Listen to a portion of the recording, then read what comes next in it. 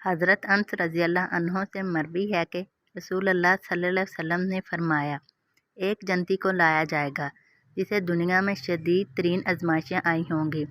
اللہ تعالیٰ فرمائے گا، اسے جنت میں ایک چکر لگواؤ۔ فرشتے اسے ایک چکر لگوائیں گے۔ اللہ عز و جل فرمائے گا، اے ابن آدم، کیا تم نے کبھی کوئی تکلیف یا کوئی ناپسندیدہ چیز دیکھی ہے؟ وہ کہے گا، نہیں، تیری عزت کی قسم، میں نے کبھی بھی کوئی ناپسندیدہ معاملہ نہیں دیکھا۔ پھر ایک جہنمی کو لایا جائے گا جو دنیا میں بے انتہا ناز و نعمت والا ہوگا۔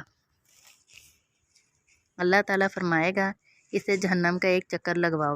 پھر فرمائے گا، اے ابن آدم، کیا تم نے کبھی کوئی بلائی نعمت دیکھی ہے؟ کبھی آنکھوں کی ٹھنڈک دیکھی ہے؟ وہ کہے گا، نہیں، تیری عزت کی قسم، میں نے کبھی کوئی بلائی نعمت نہیں دیکھی، نہ ہی کبھی آنکھوں کی ٹھنڈک دیکھی ہے۔ حضرت انس بن مالک رضی اللہ عنہ کہتے ہیں کہ رسول اللہ صلی اللہ علیہ وسلم نے فرمایا، 3 ساتھی قبر تک میت کے ساتھ چلتے ہیں، اس کے گھر والے، اس کا مال اور اس کا عمل۔ 2 واپس لوٹ آتے ہیں اور ایک باقی رہتا ہے۔ اس کے گھر والے اور مال لوٹ آتے ہیں جبکہ اس کا عمل باقی رہتا ہے۔